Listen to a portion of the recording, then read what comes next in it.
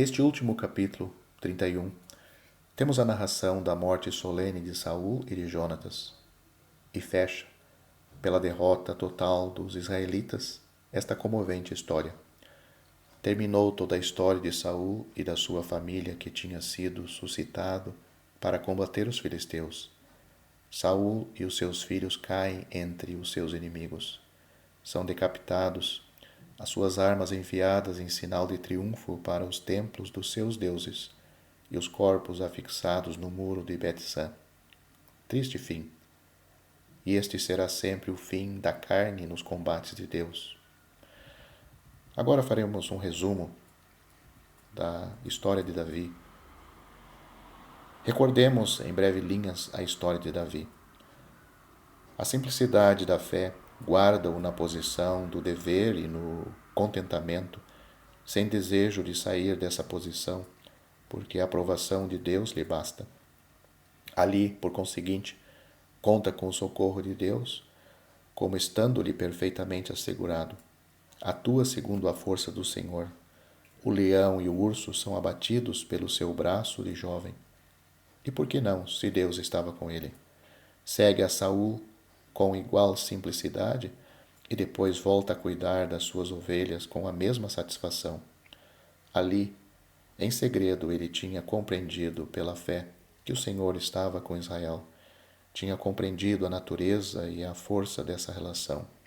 Vê no estado de Israel qualquer coisa que não responde a essa relação. Mas, quanto a ele, a sua fé prende-se à fidelidade de Deus. O filisteu incircunciso cai como tinha caído o leão.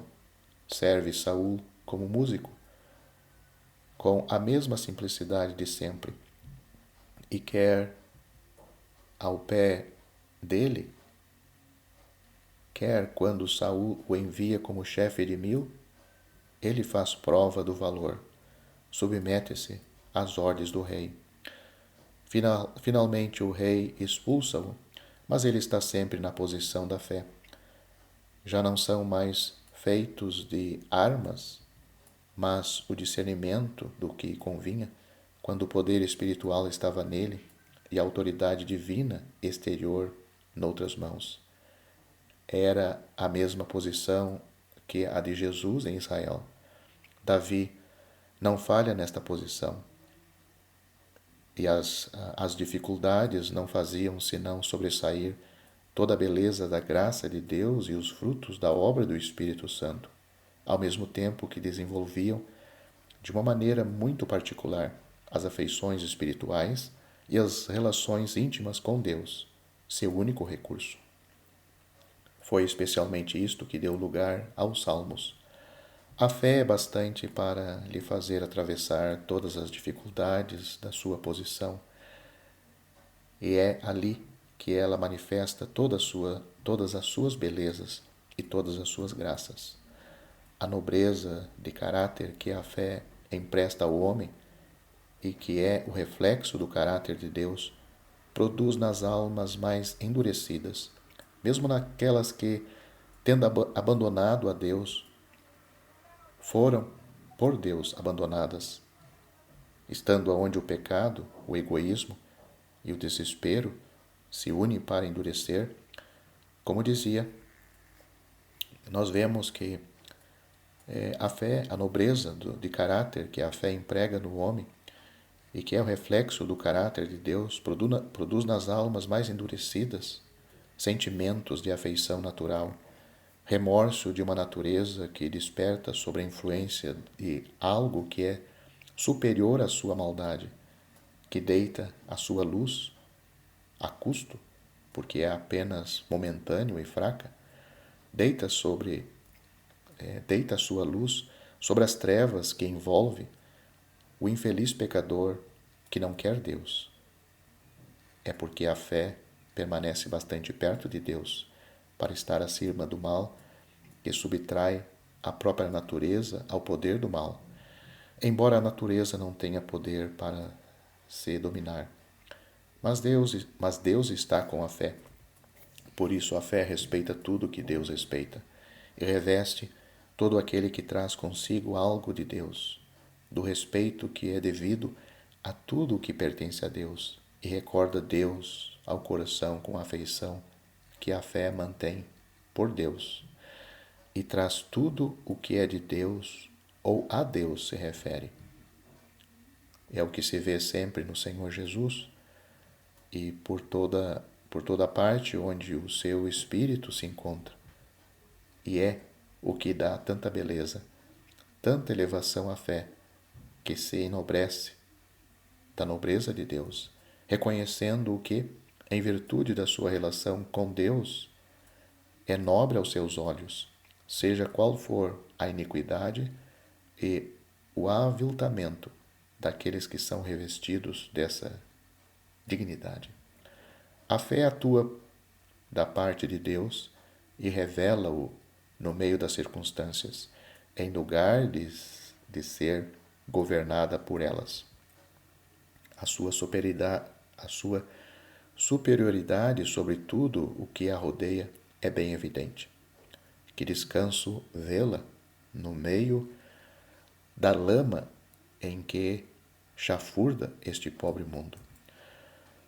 Mas, embora a fé, na posição em que ela nos coloca neste mundo, baste a tudo o que aqui encontramos, infelizmente a comunhão com Deus não é perfeita em nós. Em lugar de fazermos o nosso dever, seja ele qual for, se nos cansarmos, como Deus está conosco, quando temos morto o leão, estamos prontos a matar o urso, e por isso mesmo mais prontos ainda a desembaraçar-nos do Golias. Eis que, quando a fé deveria ser fortificada pelas vitórias alcançadas, a natureza cansa-se dos combates. Saímos da posição normal da fé para nos aviltarmos e desonrarmos.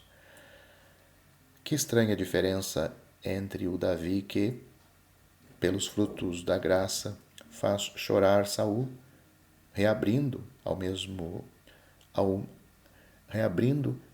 menos por um momento os canais das suas afeições, e o Davi, incapaz de erguer a mão contra os filisteus que tantas vezes tinha derrotado, e vangloriando-se de estar pronto a combater contra Israel e Saul, a quem tinha poupado. Meus irmãos, guardemo-nos na posição da fé, embora mais difícil na aparência, mas aonde Deus se encontra e onde a graça, única coisa preciosa neste mundo, floresce e une o coração a Deus por meio de 1000 laços de amor e de gratidão, como aquele que nos conheceu e se humilhou até às nossas necessidades e ao suspiro dos nossos corações. A fé dá energia, a fé dá paciência e muitas vezes é assim que se desenvolvem as afeições mais preciosas. Afeições que, se a energia da fé faz de nós servos sobre a terra, torna o próprio céu mais feliz, porque aquele que é objeto da fé se encontra lá e o enche da sua presença diante do Pai. A natureza acarreta-nos impaciência acerca das circunstâncias, porque não realizamos Deus o suficiente, e arrasta-nos para situações em que é impossível glorificá-lo. Por outro lado, é bom notar que é quando o homem falha completamente, quando a fé do próprio Davi desfaleceu e se lançou entre os filisteus, afastando-se de Israel, que Deus lhe deu a realeza. A graça está acima de todas as faltas. É por isso que é preciso que Deus se glorifique a si mesmo naqueles que são seus.